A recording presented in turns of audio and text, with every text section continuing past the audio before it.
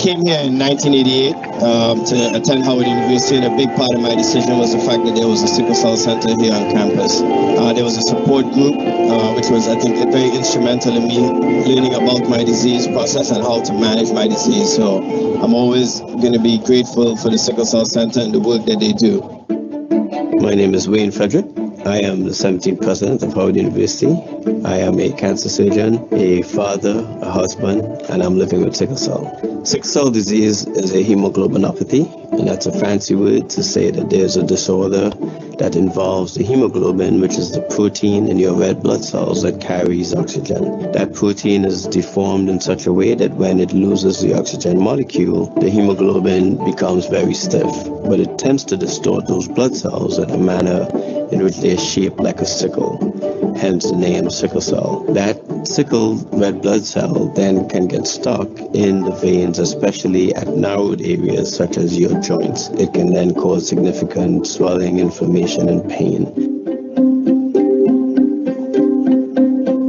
So the unique role of Howard University's Center for Sickle Cell Disease is that this center was at the forefront of bringing sickle cell disease to national attention. So prior to 1972, there were very few research studies done on actual patients with sickle cell disease. And the Sickle Cell Center continues to be a significant outreach organization in terms of raising awareness and providing services for many people around the world. And it also is a very important research engine as well.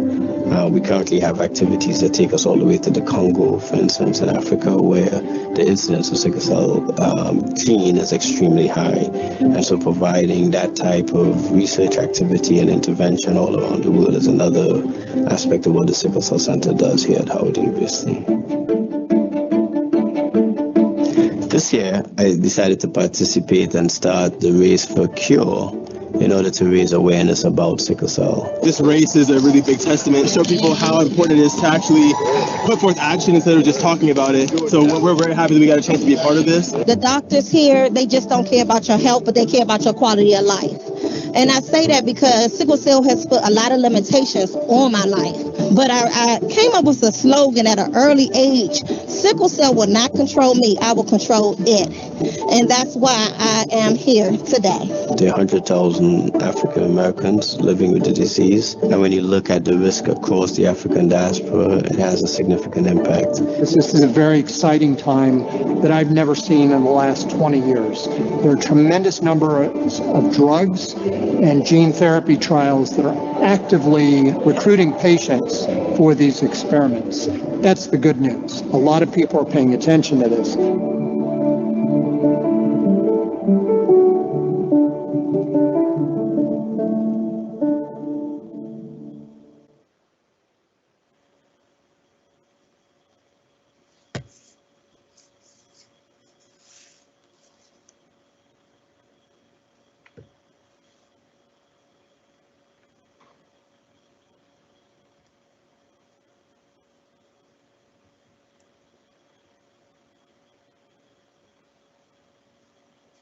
Welcome everyone to this 7th annual World Sickle Cell Awareness Day.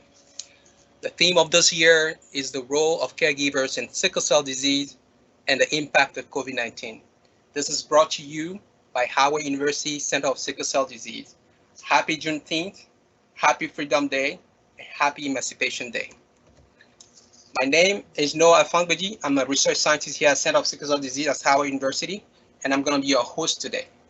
I've been here in the center for the past 5 years, and I have the privilege of working with some amazing people, some of whom you have the chance to listen to during this event. Our agenda today will have a welcome address by President Wayne Frederick, followed by Dr. James Taylor talk, which is titled Effect of Pandemic on Sickle Cell Disease. We'll shortly have Dr. Charles Jonasson, who will speak about staying mentally stable during unstable times. The role of caregivers from the family perspective, It Takes a Village. This is the title of the talk of Ms. Nicole D. Williams Millicent. And following that, we'll have a treatment for sickle cell disease by Dr. Patricia O'Neill. And following Dr. Patricia's talk, we'll have a question and answer session where panelists here will be able to answer some of your questions. And at the end of the panel, we'll have Shine the Light on Sickle Cell Disease. That will be led by Ms. Cynthia Gibson, followed by closing remarks by Dr. Sergey Nakai. Just before you start, some housekeeping information here. If your video feed stops working, leave the event and rejoin. Usually that fixes most of our problems. Again, rejoin us. Don't just leave, but come back. Please submit your questions throughout the presentation. The panelists will answer them during the Q&A session. Also, use the Q&A tab to tell us where you are joining us from. And if you're not sure about where that tab is, look at the red tab on the far right, which symbolized hang up of a phone call. And next to that, you have the Q&A tab. Just click on that and you'll be able to send us questions to us directly, or just tell us where you're joining us from. After today, you'll also be able to listen to a recording of this program by clicking on the same link you used to join us. And we can forward that to you and forward that to others as well. If you need any help, feel free to contact us at the sicklecell@howard.edu. We'll try our best to assist you. Your donation will help continue our clinical programs and research for individuals with sickle cell disease. Feel free to donate at the link giving, that is giving.howard.edu/sickle cell center in one word. Without further break, we'll hear from Dr. Wayne Frederick, who is the president of Howard University. As the 17th president of Howard University, Dr. Frederick is dedicated to continuing the university legacy as a world-class academic and research institution. He is a triple alumnus, and his passion to serve and to heal was fueled by his personal experience with sickle cell anemia. Dr. Wayne Frederick is a true son of Howard University, a friend of the Center of Sickle Cell Disease, and we are honored that he is here to welcome everyone to the symposium. Dr. Frederick. Hi, thank you very much for that introduction, and welcome to the 7th annual commemoration of the World Sickle Cell Day, hosted by the Howard University Center for Sickle Cell Disease. June 19th was first declared World Sickle Cell Day by the United Nations in 2008. It is observed annually with the goal to increase public knowledge and understanding of sickle cell disease and the challenges experienced by patients, their families, and caregivers. This day is also very special for me on a personal note because it also represents the 96th birthday of my grandmother. And she was the first person who really explained to me what sickle cell was and how it would impact my life. And also will tell you, was the first person I told I would become a physician as a result of having sickle cell anemia. The Howard University Center for Sickle Cell Disease was founded in the year that I was born in 1971 and continues to be at the forefront of providing outstanding clinical service, engaging in research, and reaching out to the community to address the needs of those with sickle cell disease and their families. We often overlook caregivers, but we must recognize that the caregivers to patients like myself with sickle cell play a very integral role, as does my wife and my 2 kids. I'm proud to say that Howard University has participated in several, if not almost every major clinical trial that has led to FDA-approved medications for the treatment of sickle cell disease. As the global community continues to endure the effects of the COVID-19 pandemic, we certainly need to pause and recognize those on the front lines who have provided ongoing support and care for those with sickle cell disease. Howard University Hospital has responded to the needs of our community in a number of amazing ways, from increasing our clinical care capacity, increasing our testing capacity, and also addressing and researching the mental health needs of the community. As a former patient of the center, while I was a student at Howard University, I can attest to the firsthand difference this made and that the Sickle Cell Center continues to make in the lives of those living with the disease. At that Sickle Cell Center in my peer group, I met people with sickle cell for the first time. I heard how they coped, I heard what their struggles were like, and that certainly gave me a very, very broad perspective. In 1988, I came to Washington, D.C. only because of the Sickle Cell Center at Howard University. A big part of that decision was that center. My mother, who had been a nurse for 51 years, felt it was very important that I was in an environment where I could be taken care of.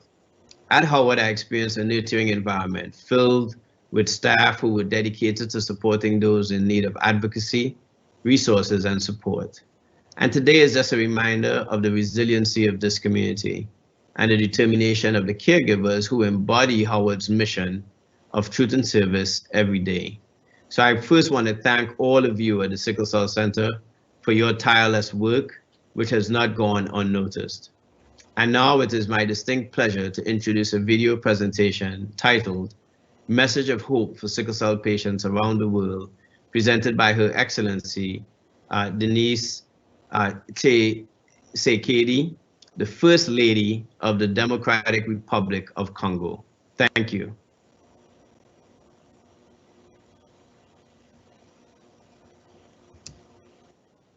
Vous êtes malade drépanocytaire. Je sais combien c'est difficile tous les jours. Vous êtes parent d'un drépanocytaire. Je comprends votre peine de voir un des vôtres souffrir atrocement sans que vous n'ayez la possibilité d'aider. Cette peine est encore accentuée parce que vous êtes à bout des ressources financières. Seulement, je vous rassure, tout n'est pas perdu.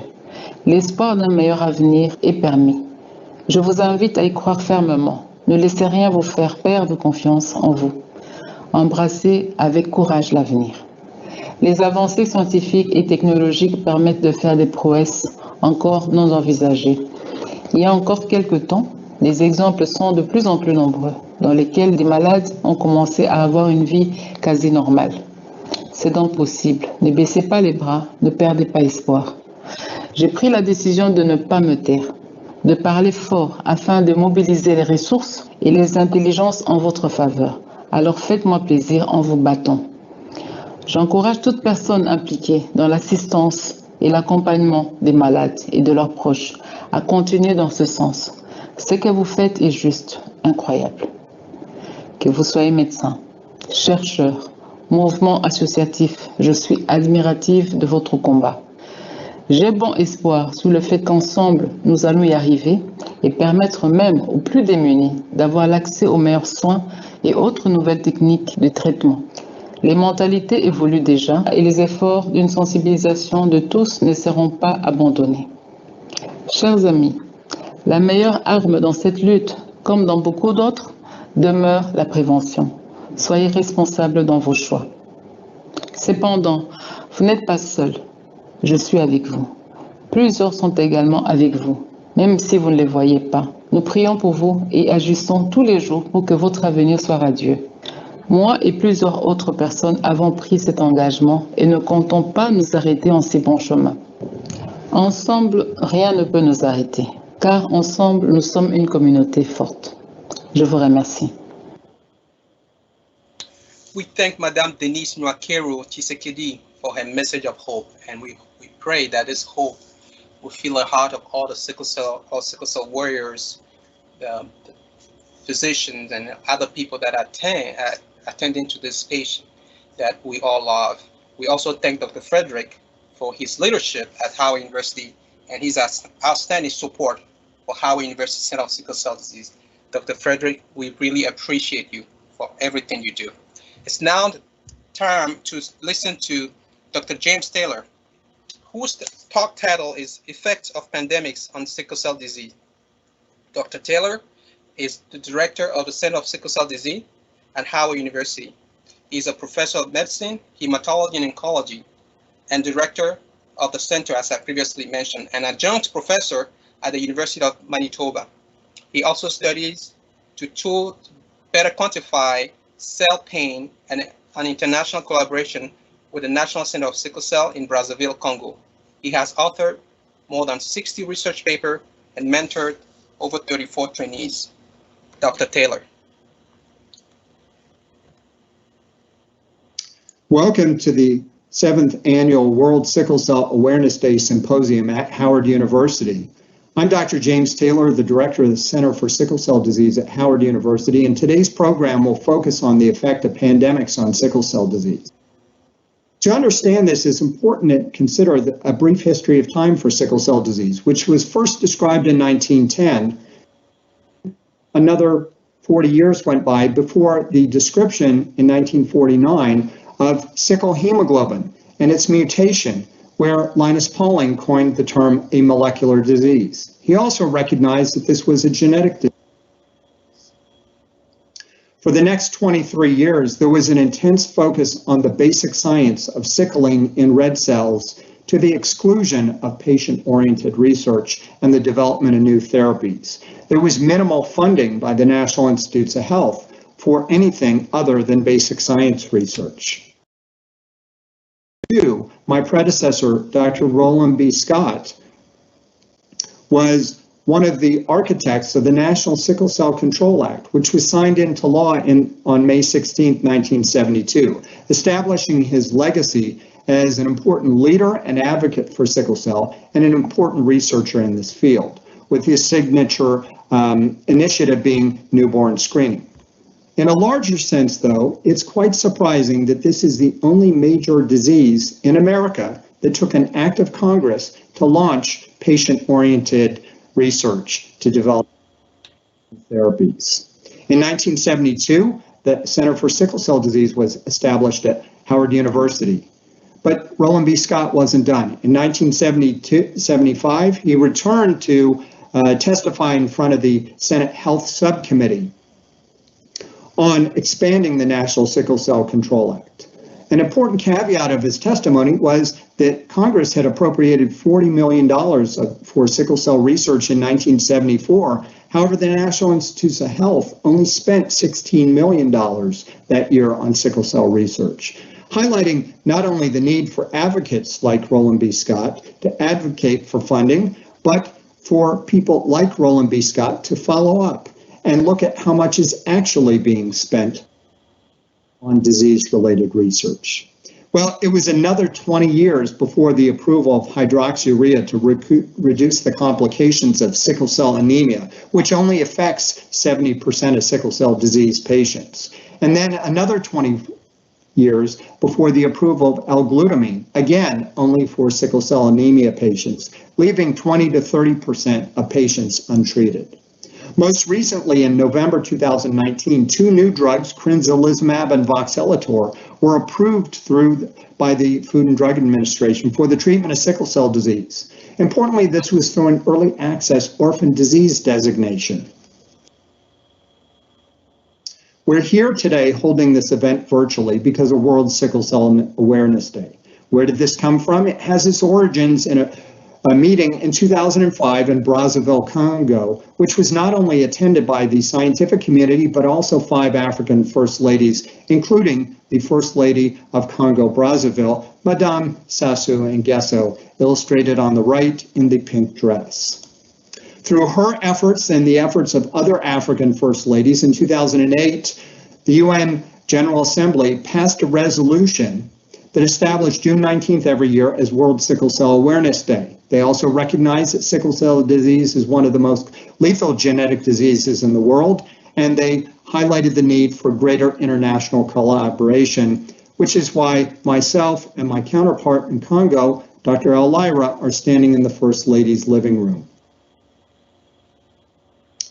Well, today's program will focus on the effects of pandemics, which is why we're currently holding this event virtually, because of a global pandemic. It gave me time to reflect in the brief history of time of sickle cell disease, how many pandemics have occurred. I pushed the timeline back to 1968, and since then there have been 5 global pandemics, including the current COVID-19 SARS-CoV-2 pandemic. What's important here is that all 5 global pandemics were caused by RNA viruses.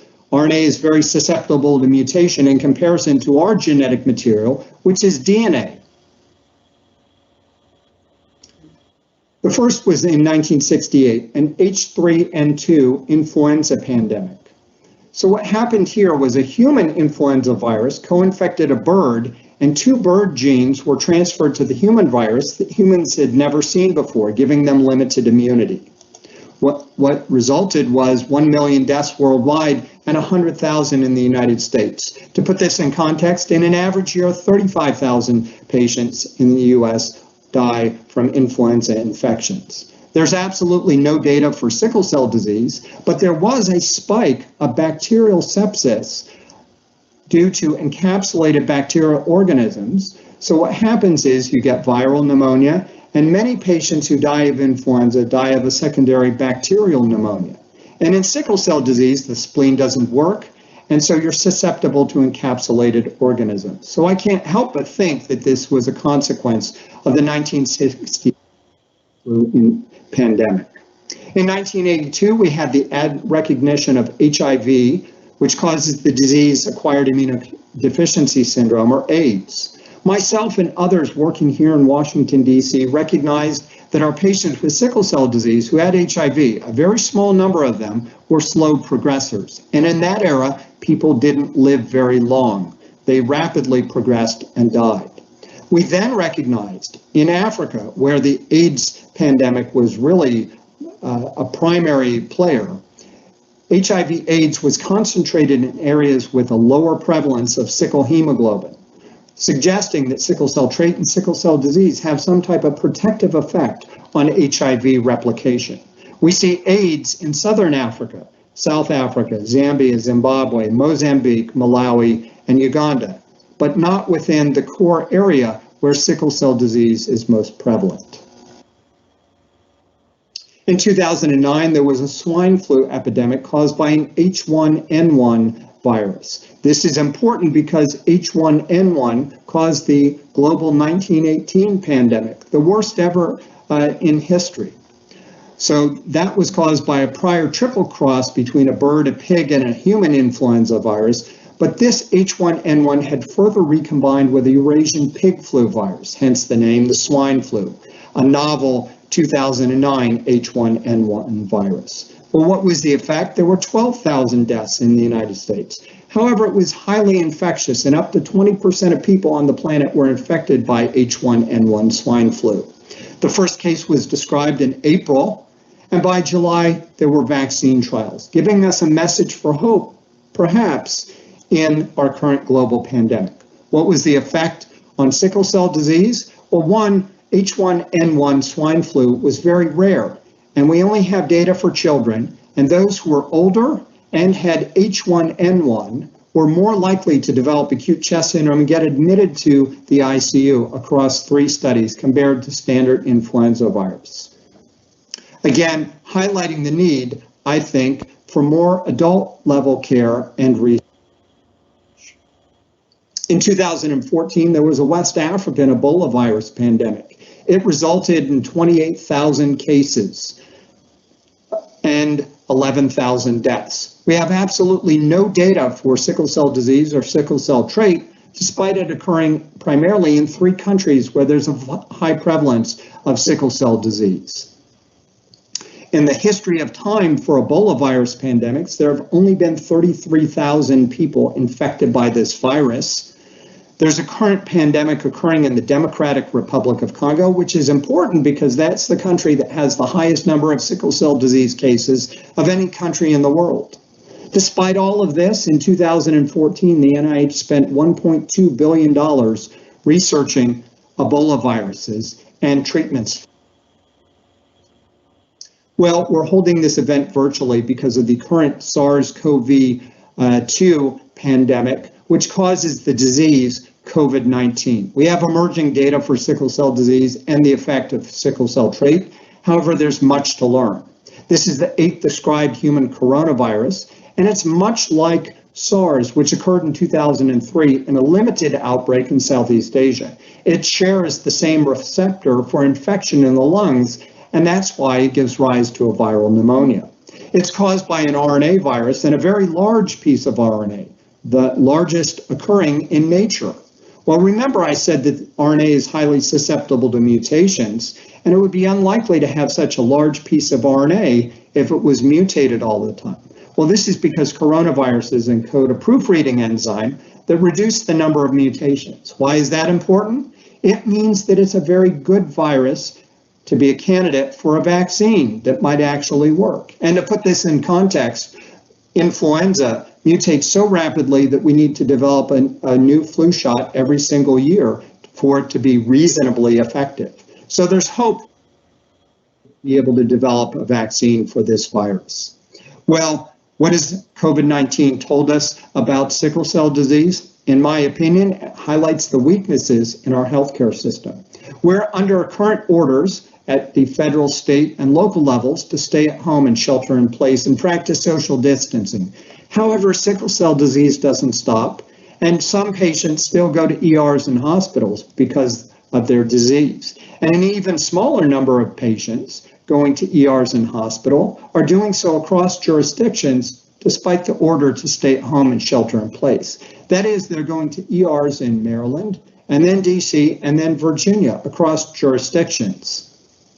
What this highlights is poor communication across hospital systems, and in some cases, poor medical decision-making for sickle cell disease. So we have patients who have been seen in our clinic with a pending COVID-19 test after they've been seen in an ER. They're told to quarantine at home until their test is negative, but at the same time, they're told to show up in our clinic the next day by the same hospital. And we know of patients who have gone to multiple ERs in a short period of time with a pending COVID-19 test at another ER instead of returning to the same one that they've been seen in. What this highlights is our healthcare system for sickle cell disease that is high cost, fragmented, and at only acute care. At Howard University, we've kept our clinic open because sickle cell disease doesn't stop, and many of the things that we do have to be done in person. But it has reduced our ability to provide preventative care to our patients. We are still vaccinating everyone against bacterial pneumonia with pneumococcal vaccines. Why is that important? Again, if you get viral pneumonia, you're at risk for developing a secondary bacterial pneumonia. We want to prevent that. We've also had a tough time getting patients to get in for dilated retinal exams to diagnose retinopathy. One of the most preventable complications is sickle cell disease. So again, highlighting the limitations and weaknesses in our healthcare system, especially with this sole focus on COVID-19. And finally, it's delayed our implementation at this institution for use of crinzolizumab, a once-a-month IV infusion that can result in a 60% reduction in ER visits and hospitalizations, reducing pain. Ironically, our delayed use of this has resulted in more ER visits and hospitalizations, and in sometimes across jurisdictions, certainly what we don't want patients to be doing. So I thank you for your attention today and your participation in our symposium, and I look forward to our presentations by our distinguished panel of speakers. We thank Dr. Taylor for his wonderful and very informative presentation. We appreciate your leadership and your effort to foster collaboration even across continent. If you're just joining us, just know that you are currently on live on Howard University Center of Sickle Cell Disease 7th Annual World Sickle Cell Awareness Day. And the theme of this year is the role of caregivers in sickle cell disease and the impact of COVID-19. We've had great speakers so far, but we'll continue with the talk that will be given by Dr. Charles Jonasson, which title Staying Mentally Stable During Unstable Time. Dr. Charles is Assistant Professor of Medicine in the Department of Medicine at the University of Pittsburgh. Dr. Charles Jonasson is practicing clinical health psychologist with an MHS in cardiovascular epidemiology, focusing on behavioral medicine and health services research. He has clinical expertise in chronic disease, self-management, and cognitive behavioral therapy intervention, and has had extensive experience working with adolescents and adults living with sickle cell disease. He completed his graduate training at Duke University and his research fellowship at Johns Hopkins University. Dr. Charles Jonasson. Hey, thank you for that kind introduction. In this time that we have together, I just wanted to talk a little bit about stress, the effect of stress on mental health and what we can do as caregivers for our loved ones and sickle cell warriors that it might be dealing with day-to-day stressors and potentially mental health issues. I wanted to show a quick clip from one of our intervention studies called Charisma. And this clip, it demonstrates one of the things that our warriors and the sickle cell community has to deal with.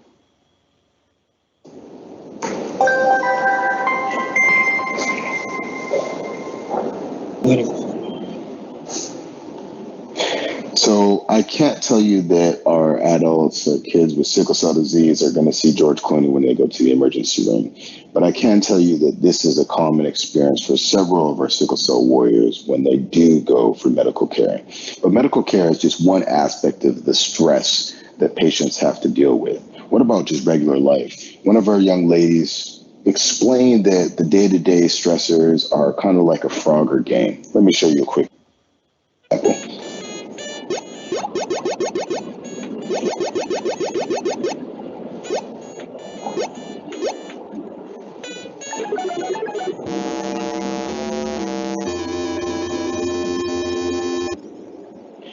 Appointments, medication, school, bills, life comes at you real fast. But just imagine on top of all that, then you have to deal with COVID. One of our adults with sickle cell disease said on Facebook, "I'm currently having a terrible crisis. I haven't had one this bad in 5 years. I'm trying my best to maintain it at home. I really don't want to go to the hospital and risk exposing myself to the virus."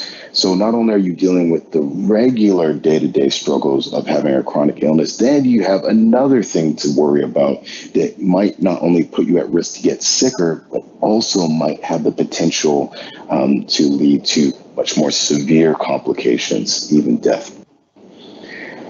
On top of all of this, dealing with the day-to-day struggles, the healthcare system, trying to manage your chronic illness, there is another added layer of struggle.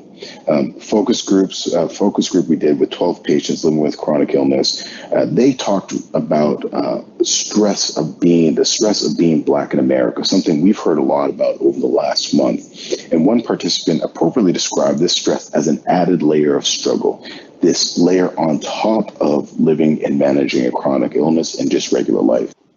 But for a lot of our patients, and a lot of our people in our community, they don't allow us to see what the effect of this added layer of struggle has on them. The psychosocial factors and mental health in sickle cell disease is like the tip of the iceberg. What we see is the tip of the iceberg, but underneath the water, underneath the surface, there's a lot of undiagnosed or misdiagnosed mental health issues that if left untreated or inadequately treated can really lead to problems. So what is it that is causing us to miss depression and sickle cell disease or other disorders? So just quick, depression is diagnosed among our sickle cell patients maybe 2 to 7% of the time. So in regular routine care, we maybe catch it 2-3% of the time. But in reality, if we actually appropriately assess or screen for mental health, over 20%, up to 50% of our adults with sickle cell disease or even children will report clinically significant symptoms of depression and anxiety. And the problem is if we miss these symptoms, if we don't assess for it appropriately, that can lead to severe problems like hospitalization. We find that patients with undiagnosed depression or anxiety, when left untreated, they have a 2 to 3 times greater risk of ending up in the hospital for a pain crisis. But the reason that we miss it oftentimes, if we don't screen for it appropriately, the reason we miss it is because we don't know what we're looking for. So we all have those friends, or maybe we have a patient or a loved one, and it just seems like they have a dark cloud that follows them all over. They just seem like they generally have a general malaise. Maybe they seem like their mood is never really quite positive, but it's just the way they are. Well, that's not just the way that they should be. This is usually described as a persistent depressive disorder, what we call dysthymia, low-level mood. That it's not major depression, but it is a low mood that lasts for 2 years or more. And so for every patient that we see with a major depressive episode, there are 9 other patients that have dysthymia. So this low-level mood that can be treated, but is often left untreated. The other thing we see often is poor self-management or adherence. And we blame this on the patient. Say, oh, you're just not sticking with your appointments, you're getting to your appointments on time, you're not taking your medication regularly. But poor self-management and poor adherence may be a result of depression or anxiety. And then irritability and frustration, that hostility, that aggression that we often can encounter with our loved ones is really an exhibit of depressive symptoms. And it's not the typical down mood, feeling blue that we want to see or that we'd expect to see with depression, but really it's that feeling of being on edge and people getting on your nerves. And that's more typical, the demonstration or the symptoms associated with depression in the African American community. And then insomnia. There's a lot of our patients that are going to complain about sleep issues, but do we do anything about it? Do we ever treat it? So not only is insomnia, difficulty getting to sleep or staying asleep, is that a cause of depression, but it's also a symptom of depression. And it happens, and it's a disorder that affects over 50% of our adults. I'm going to talk just briefly about two consequences of depression. There are several, but ones I want to focus on are social isolation and lack of activity, and then those negative thoughts or the rumination, like that broken record in your head that keeps playing bad music. For a lot of our warriors, childhood is kind of like this. I didn't like the way the majority of the other kids asked me questions about myself. I realized I shouldn't be making friends because therefore I make them accept that I'm dying. And this is one of those thoughts that patients have to deal with, this idea of I have a disease and it's a life-threatening disease that people without sickle cell disease don't have to think about. And then you put on top of that this idea of being alone together. We're alone, but we're really not together. And it increases the risk of our patients, our loved ones with sickle cell disease being isolated, feeling like they're alone. So if we hypothesize that this patient with the blue star is where they live, and this patient travels back and forth to the hospital and to the clinic, and this is their pattern over the last 2 weeks. And then we compare it with another patient who was at this red star, and this is their pattern of travel over the last 2 weeks. And we can make a quick prediction and say, wow, I think that individual who lives at the red star, and that's her travel pattern, I bet that they're doing a little bit better health-wise than the person in the blue star. And we actually were able to analyze this type of data and found exactly that. So the more people travel and the more people are socializing, we find they have a decreased level of depression, decreased level of pain, and increased health outcomes such as higher hemoglobin level. So activity is very important. And the other thing that is important is to consider all the stressors that our sickle cell warriors are juggling. So finances, kids, trying to do school, meeting deadlines, and then juggling all these stressors in your mind can awaken that inner critic that tells you that you're a burden, that you don't have anybody, that you can't do this, that you're ugly, that you're no good, that you're unlovable. And so we want to eliminate that inner critic. And I wanted to show you just a short clip of a couple of our sickle cell adults with sickle cell disease talking about their inner critic and maybe putting forth an idea of what we could possibly do.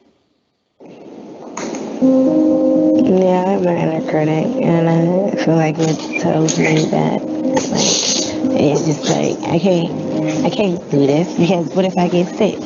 What if I'm in the hospital for a week? Then I'm gonna get fired, then I'm gonna be mad, I'm gonna be hurt, I'm gonna be like, just feeling all these different type of weird ways about myself because I wasn't able to uphold this job. As I said, if it wasn't for my mom playing a big part and some of my sickle cell friends, I probably would have given up a long time ago. But I'm still being strong and staying in the right path in the right direction with what I have going on right now. We feel so alone, and that's sad that you feel so alone. There are so many people going through the same thing as you, but you feel so alone. Struggle to find out what I want to do in my life, what I want to do on a daily basis, and it's just like a war between knowing what I want to do, but falling like behind and like trying to keep up with somebody, like, because I feel like I want to become a successful person, but deep down it's like there's knowing like you'll never reach there, you never get to that point, so that, and then it just replays itself every day.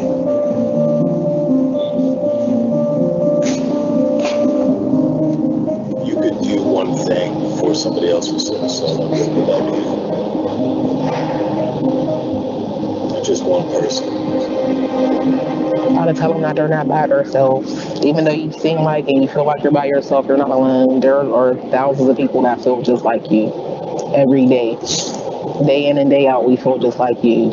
Just talk to somebody, reach out. It's never as bad as you think it is. The take-home message is there is an added layer of struggle. Being Black in America is something that we often don't talk about, but it's become a lot more evident that this is something that our warriors have to deal with on a day-to-day basis. Mental health is often ignored or unrecognized, and what can we do? We can educate ourselves, educate our loved ones, and do a better job of assessing and addressing it as part of routine care.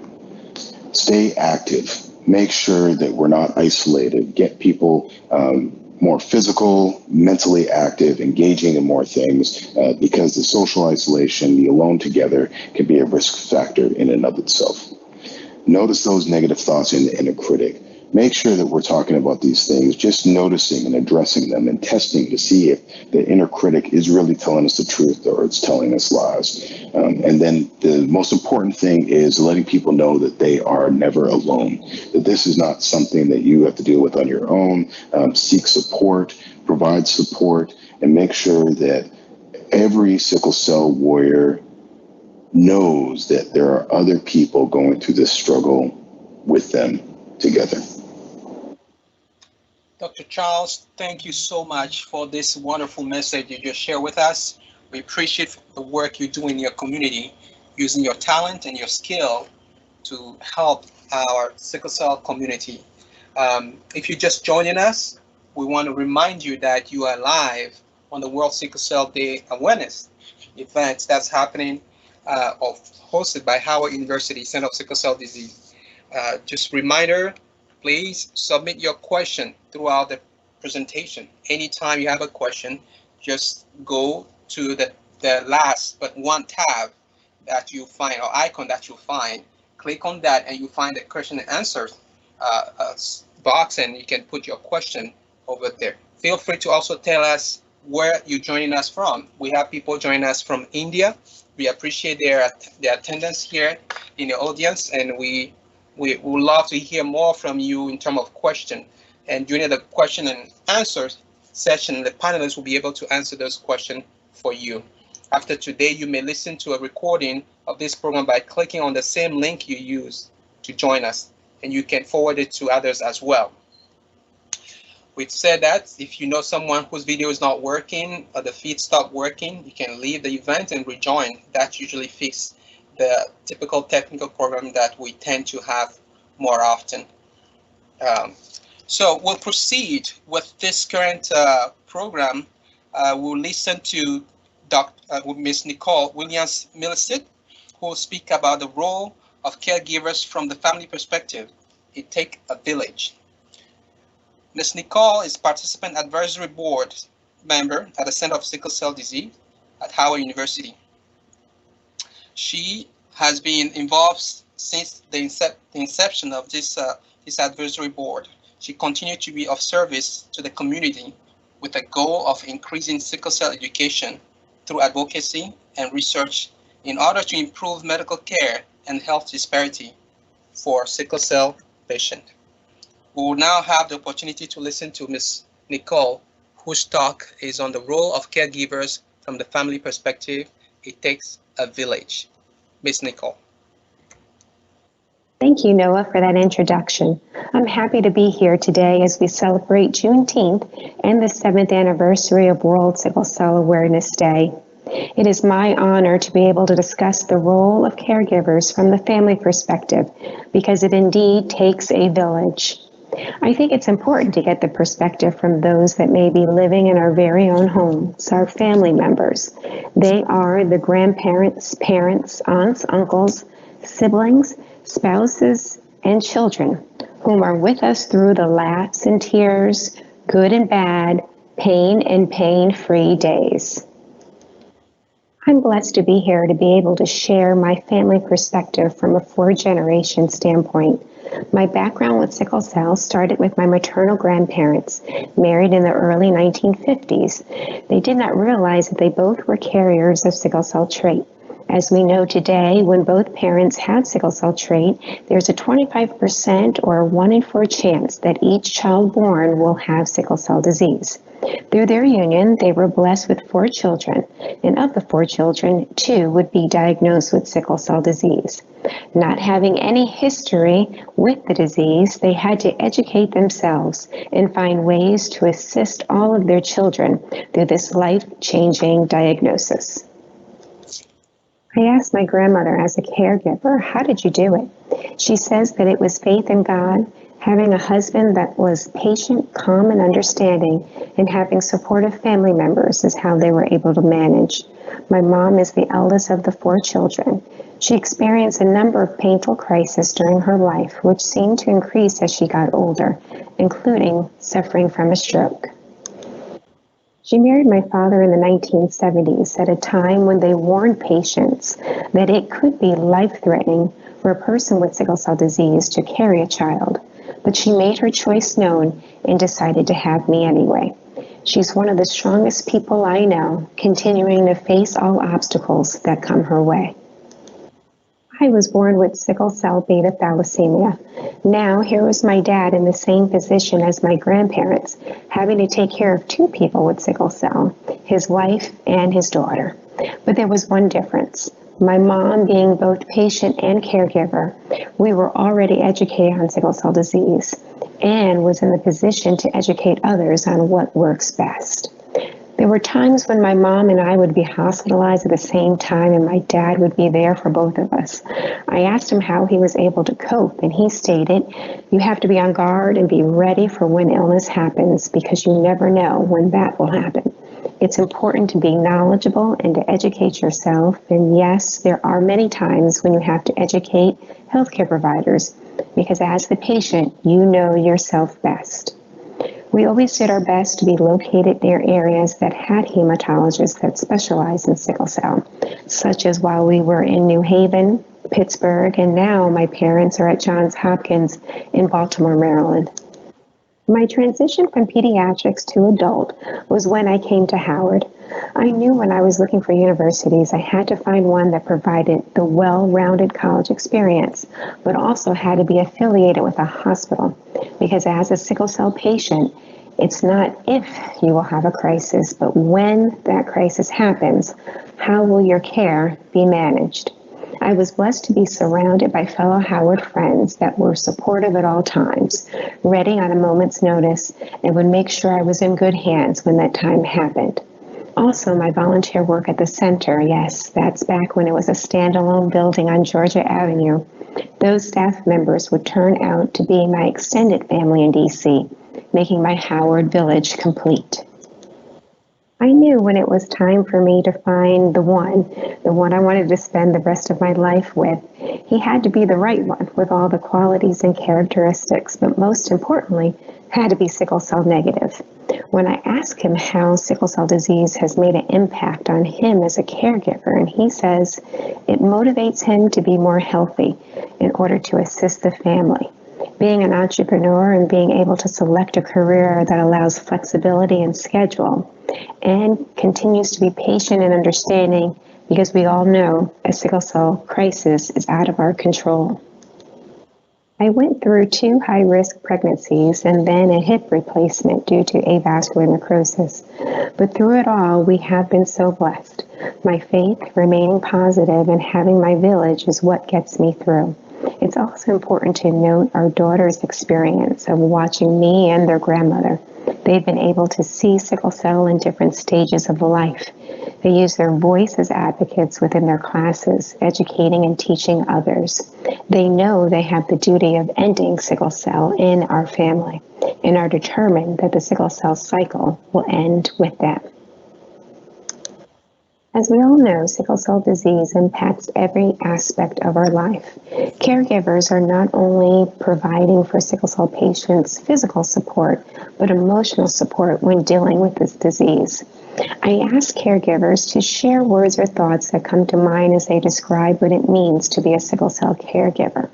Words like loving and helpful, but also feeling helpless, patient and supportive, and overwhelmed, advocate and communicator, but also can be challenging, understanding and strong, but needing much endurance, wisdom and knowledge, sometimes difficult when dealing with medical staff, flexible and full of faith, but frustrating, serving others and understanding, but comes with great sacrifice, comforting and hopeful, but can also be stressful, educated and compassionate, but learning to deal with the unpredictable.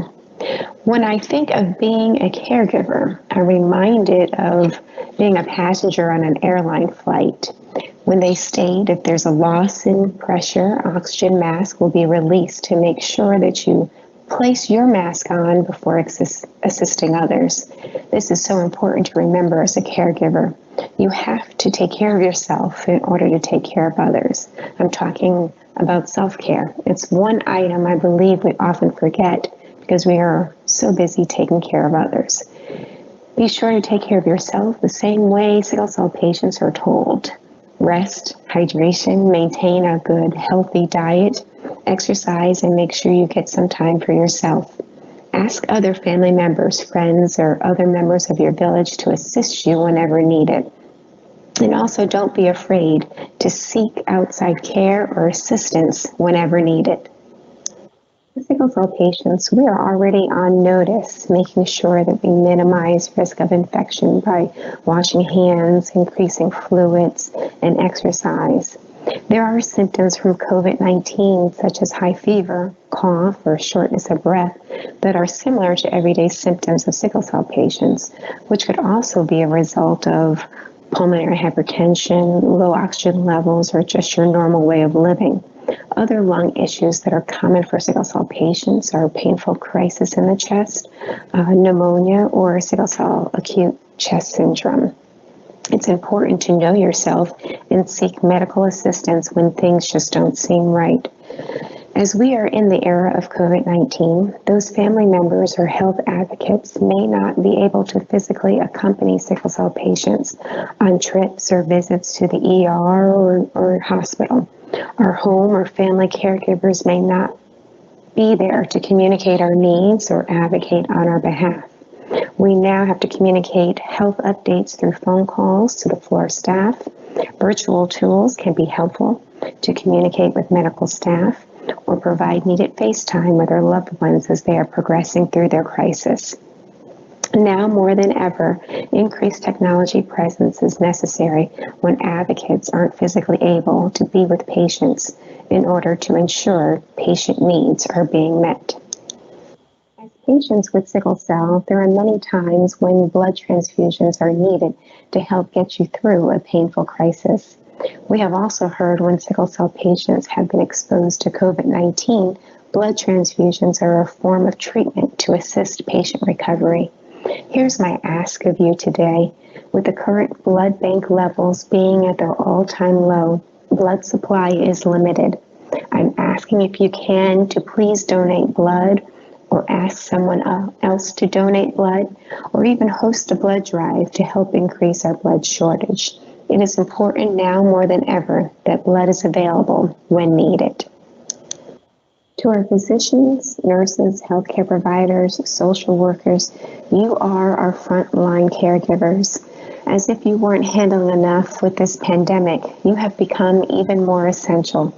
We want to express our gratitude for all of your work that you continue to do to push for advancements with sickle cell disease. To our family caregivers, we want to say thank you. We may or may not always say it at the time, but we are truly appreciative of all the sacrifice, advocacy, patience, and love that you do to help make our lives better. To our patients with sickle cell disease, keep fighting the good fight. I know every day brings challenges, but you inspire me to keep pressing on. Let us continue to inspire each other, share your story, and continue to do the best you can, no matter the obstacles you face. We are all part of the Sickle Cell Village, doing our part to educate, increase awareness and advocacy to make things manageable as we deal with the everyday burden of sickle cell. But ultimately, the goal is to find a cure for all so that we can put an end to sickle cell disease. Thank you. Thank you, Miss Nicole. Thank you so much. Indeed, it takes a village. For those who may not know, Nicole is very involved in the sickle cell advocacy, community outreach in her own community and other places as well. She's also a business owner. I think the Northeastern LLC, which is a government consulting firm. Thank you, Nicole, for your insight, and thank you so much for sharing this inspiring personal story of yours. We want to remind you all to start or to keep sending your question and to the question and answer tab or box as we're getting closer and closer to the Q&A session. Audience, the time is now yours to ask questions to all our presenter or panelists who have been here so far. And already we have a lot of questions coming in, and so we are happy to read them so that our presenters and panelists can answer. The first question we have is for Dr. Taylor. The person wants to know, how is the Sickle Cell Disease Center in Brazzaville performing? And knowing that Central Africa has a lot of cases, how many centers do we need for that region? Dr. Taylor, I can read the question again if any. No, I've got it, Noah. Thank you. So there's one national center in Brazzaville. It's a very nice facility. It is funded by a foundation, and they're very fortunate to have it. Congo has some interesting demographics. It's equatorial Africa, so there are only a few places people can live because it's so wet there, and it's two cities. One is Brazzaville, the other is Pointe Noire. So many people are treated by that one central center, and they're fortunate in that they're not spread out all over the country. The number of physicians that they need there is probably many more. They have 75,000 sickle cell patients in the country and about 5 million people. To put that in perspective, we're a country of 330 million people, and we have 100,000 sickle cell patients. We're more spread out, they're a little more focused, but they need many more physicians. And it's something we're very sensitive to aiding them in, is recruiting physicians and training physicians there. So it's performing well, but they need more doctors and more resources. Thank you, Dr. Taylor. We appreciate that answer. We hope that the person asking the question is satisfied. If not, feel free again to reach the Q&A tab or box and send us the question you have. Another question we have here is for Dr. Jonathan. The person wants to know, from a person with sickle cell disease, this disease has had an overwhelming mental effect on me and my family, which isn't always addressed in regular medical care. Calming the anxiety, decrease my pain. I've noticed the more the pain increases, the more my anxiety increases. Then it's become a type of seesaw effect. Any comment on that? Yeah, no, I think that's a really good comment in terms of both that mental health is not addressed as part of routine care regularly. I think we make a lot of effort, but it's not appropriately addressed all of the time. That said, I know a lot of centers are doing a great job, so I don't want to minimize the work that they're doing, but overall, I think that we do need to focus on it more and improve what we're doing. The one comment I do want to make about just in terms of the increased pain and increased anxiety, I think that that's absolutely correct. Your observation is spot on.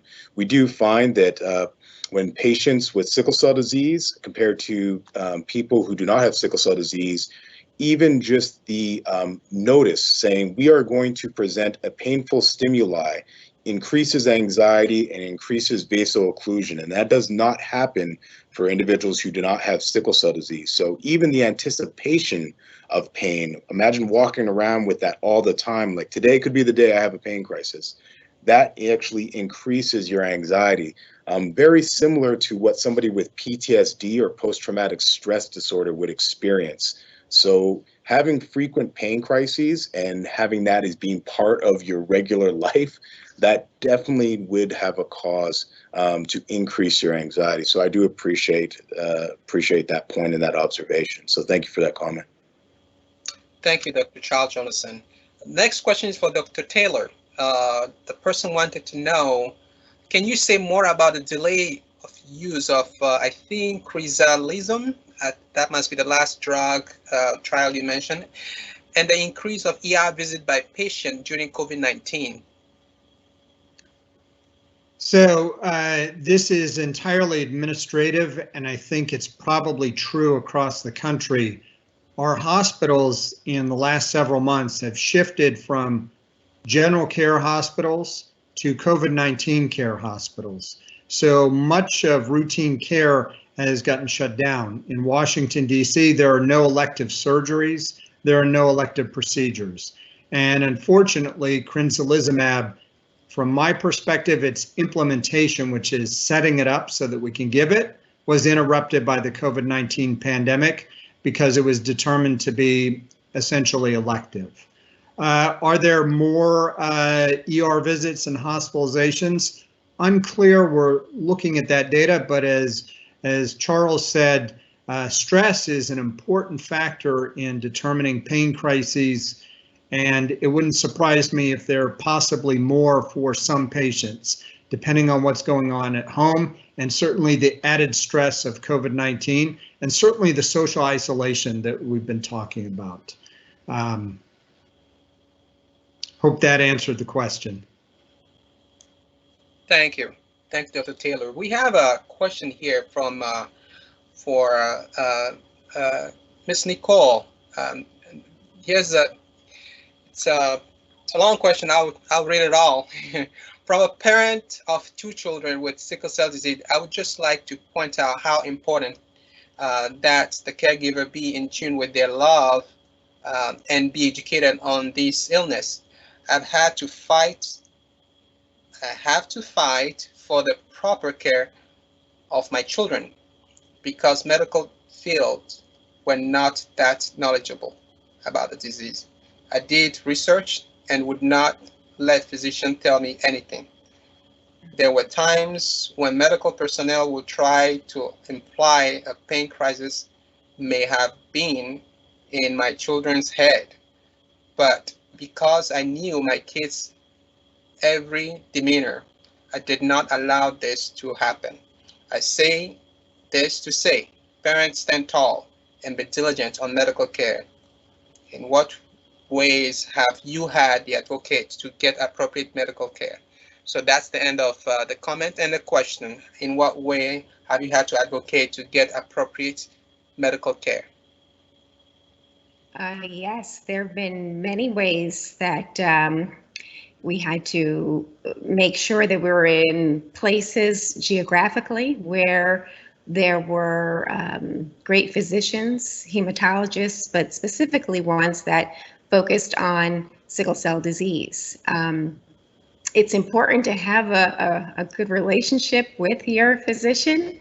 I think that it's important that you are able to be seen when you are well, and it's also important to see them when you're not doing well. So I know that's it's a relationship that has to build over time, and sometimes even being consistent with the same physicians and even the same medical facilities that you go for treatment, whether it's for emergency room visits or actual hospitalization. So yes. Thank you. Thank you for that. We have one question here for Dr. Taylor. The person would like to know, how are COVID-19 symptoms different for people with sickle cell disease? What changes should I look out for? Would a patient with a history of ACS be at greater risk for adverse COVID effect?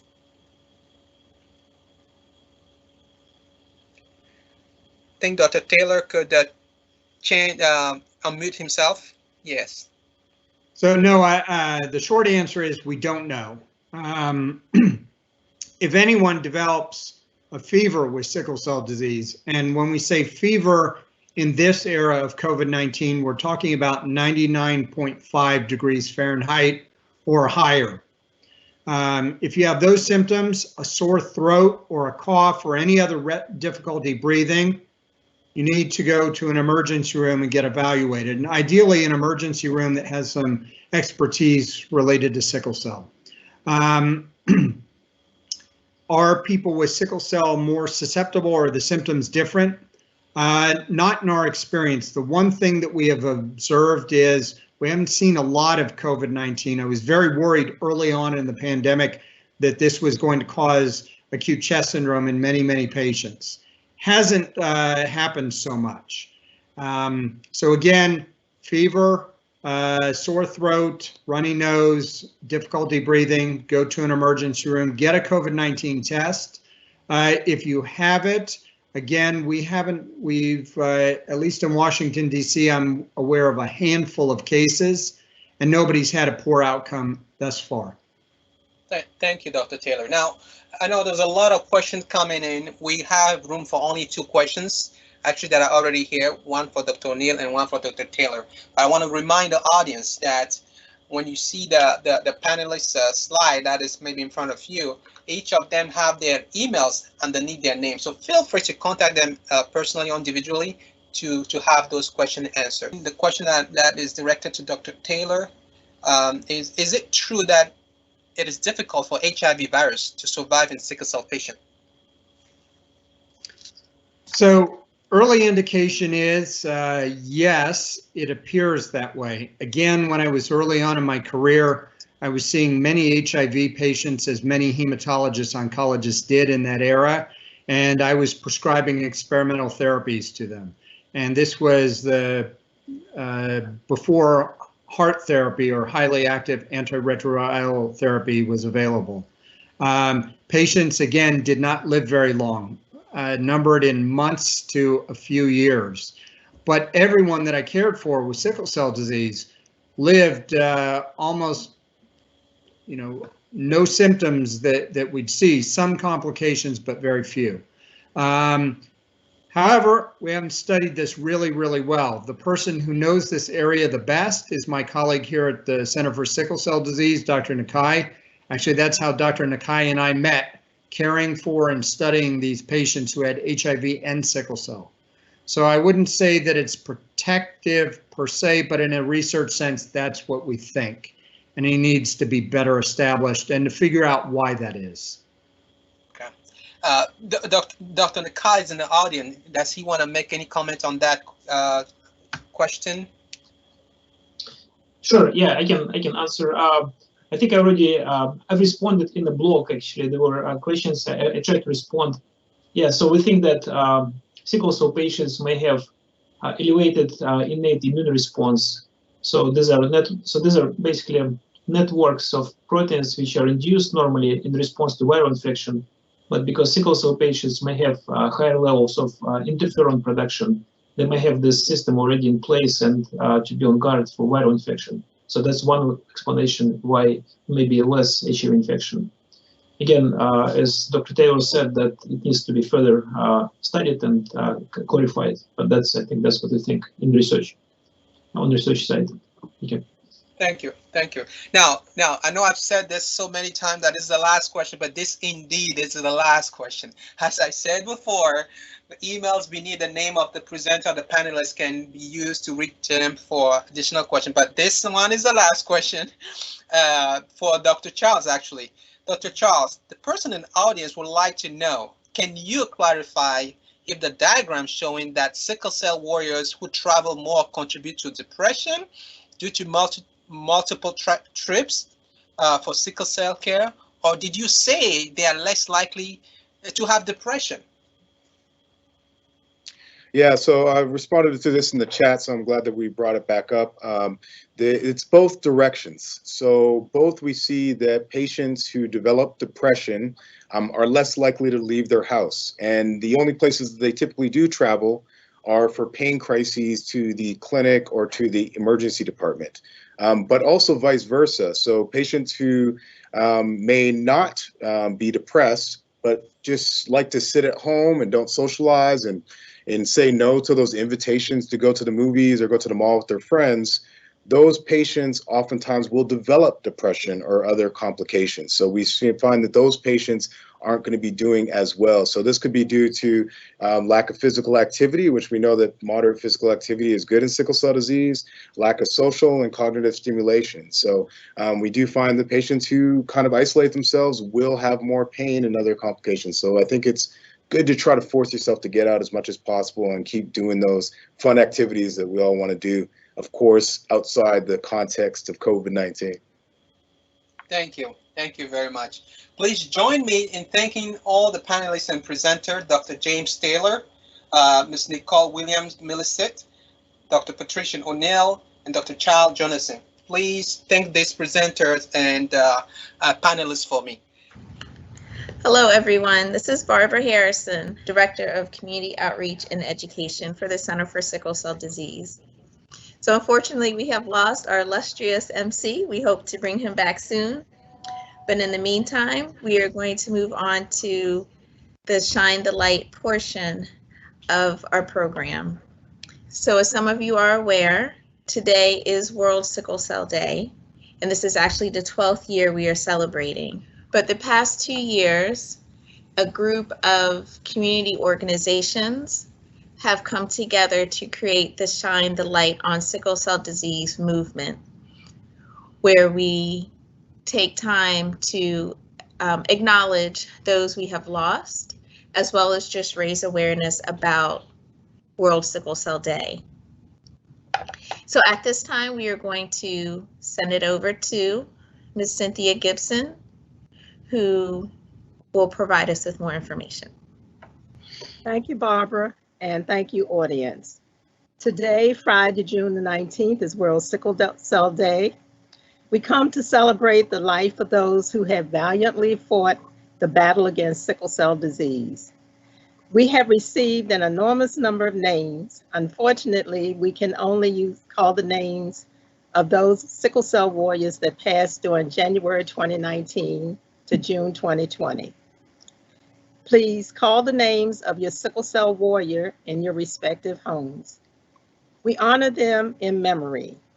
The names for 2019 to 2020 are Mr. Ya Ajay, October 2019, Catherine Ahuya, March 23rd, 2020, Pamela Amunding, May 2020, Helen Clark Anderson, June 16, 2020, Miss Michelle Arnold, February 2020, Eva Baisden, May 7th, 2020, Khalil Dean Beckford, February 21st, 2020, Angela Belfield, May 2019, Michael Blaine, June 7th, 2020, Beatrice Bowie, January 23rd, 2020, Tierra Brown Lewis, May 18, 2020,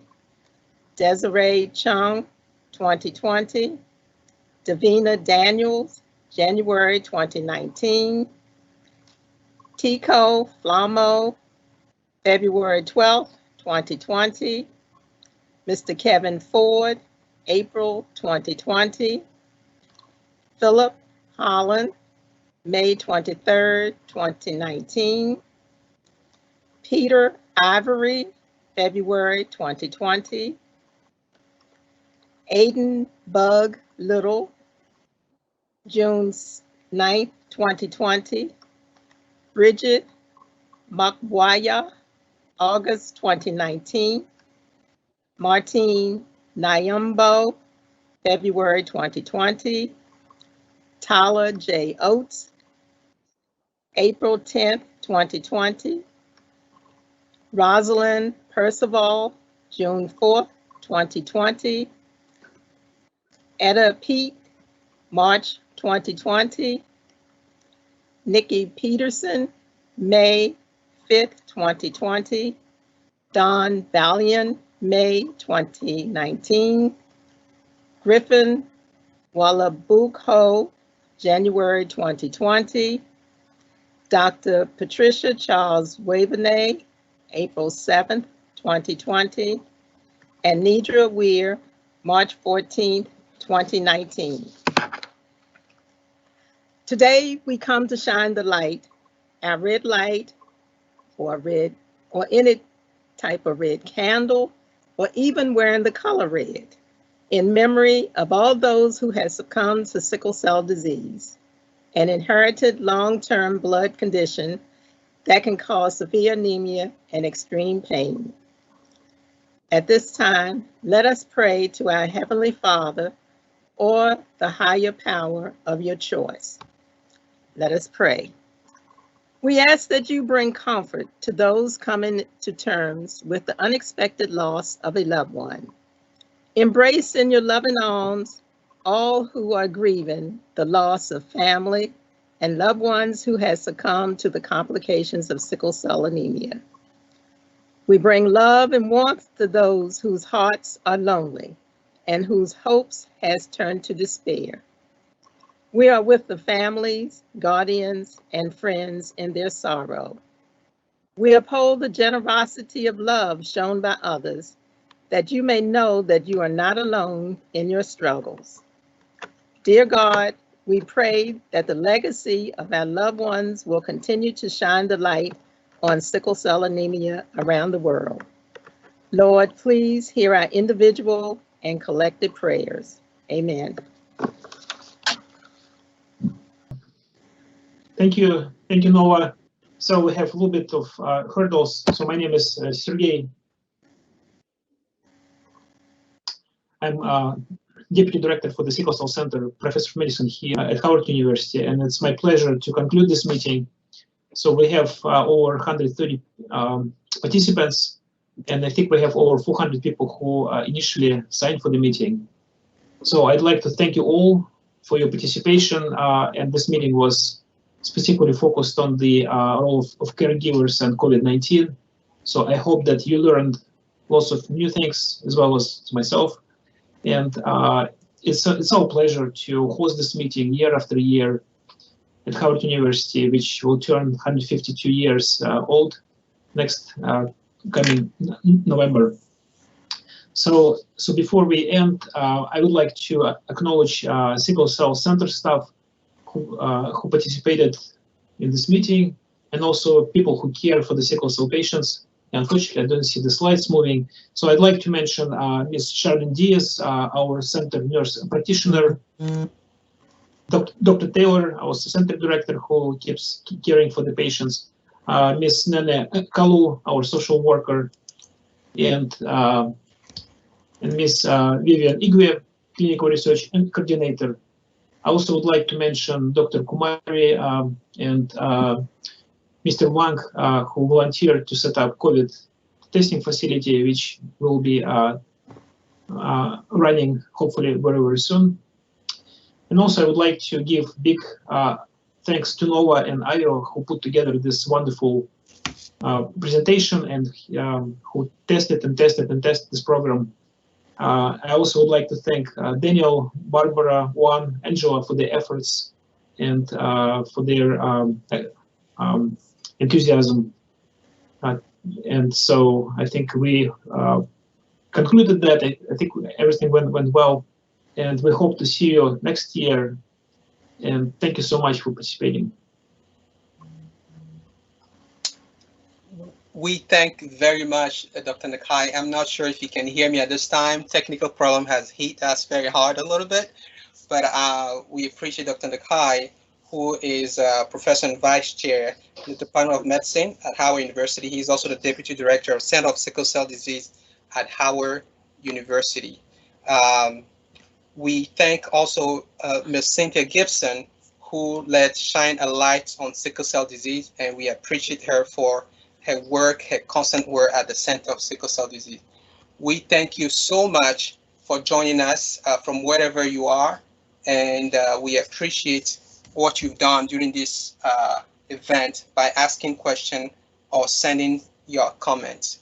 We hope for a brighter day, a better future, where COVID-19 will not be an issue, that we'll be able to get together at Howard University in one room and have this event. There's a typical Proverbs, Ewe proverb. Ewe is a group of people in West Africa, and particularly in Togo, Benin Republic, and as well as Ghana. The proverb say, it simply means the living bird will never stop growing feathers. It's simply a message of hope, meaning that where there's life, there is hope. So we hope that things will get better for all the attendees, sickle cell warriors, their family and loved one. Thank you so much and stay safe. Bye-bye.